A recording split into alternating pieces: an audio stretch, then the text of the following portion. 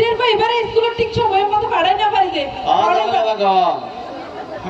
আর পয়সা দেখ অফিসে গিয়ে নাকি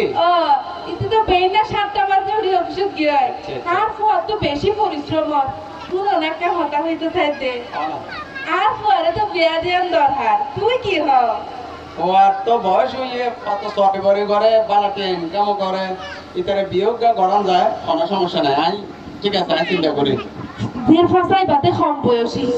বয়সী জের ফাইন্ডে স্বামী সংসার মন দি করে আর কন্যা হন পৌঁছে দিল্লা চাই তো আই বাদে আচ্ছা ঠিক আছে তাহলে কম বয়সে চাইলে আনার আমর দিলে 13-14 বছর হইয়ে এলে চাইলে এপে বড় কত দেরি ইলা 13-14 বছর যোগ জের ফাসাই বা কম কন্যা পৌঁছে দিল্লা ইলা জের ফাইন্ডে স্বামী সংসারে বেশি মন দি করে দে ইয়া তোমার কা হাতা আরেকা হইতে চাই দে ও তোমার হালাতে বলে সিন্ধুয়া মা মরা জরি সিন্ধরে জরি জরি আতননে জরি রে বাড়া লাগে কি হয় তুই না ঠিক আছে জোর বালা মাইয়া তো জরিলে যেতে আর যায় তইলে আর মাইয়ের পর আল্লাহ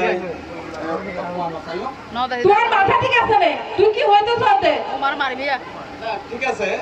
মানে না আয় আর নরিরে ফোন না করাইও ইয়ার বাদতি উগা ডর মানুষ পয়সা वाला চাই উগা বিয়া দিন দে তুই আর জনদের পালে কাছে বা তুলনা কর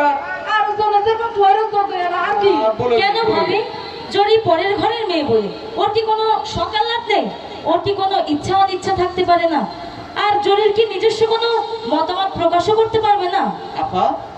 আপনাকে তো ঠিক চিনতে পারলাম না ভাই আমি হচ্ছে রাশেদা এফএইচ অ্যাসোসিয়েশন রত্নাপালং কমিউনিটির একজন কর্মী ও আচ্ছা আমি এসেছিলাম যে আপনারা দুজন যে ভাবি যেভাবে জরির পরিবারে ওর বাবার কাছে ওর বিয়ের জন্য যেভাবে আপনারা বারবার প্রস্তাব পাঠাচ্ছেন তার জন্য তো মেয়েটার স্কুলে যাওয়াটাই বন্ধ হয়ে গেছে আর ভাবি জরি হচ্ছে মা মরা মেয়ে আর ওর বাবা আর একটা বিয়ে করছে এখন ওরা তো চাইবেই যে জরিকে ঘাট থেকে নামায় ফেলতে তাইলে তোরা বাঁচে নাকি মা মরা মেয়ে যেহেতু আর আমি তো শুনছি আপনাদেরও একটা মেয়ে আছে তাই না হ্যাঁ ও তো জরিরই বয়সী তা আপনারা তো আপনাদের মেয়েটাকে খুব ভালোভাবে লেখাপড়া করাচ্ছেন তার ভবিষ্যৎ খুব সুন্দরভাবে উজ্জ্বল করার জন্য আপনারা নিজেদের সর্বস্ব দিয়ে দিচ্ছেন তো পরের মেয়েটার বেলায় ভাবি এই অল্প বয়সে ওর তো এখনো 14ই পার হয়নি এই অল্প বয়সে মেয়েটাকে আপনাদের ঘরের বউ করে আনতে চাচ্ছেন এটা কি আপনারা ঠিক করছেন শুনেন আগে আপনি কিন্তু বেশি কথা বলেন আমার কিন্তু বেশি কথা বলেন তো মানুষ পছন্দ না আপনি আরেকজনের মেয়ের সাথে কেন আমার মেয়ের তুলনা করবেন কেন ভাবি অন্যের ঘরের মেয়ে বলে ওর কি কোনো মতামত নেই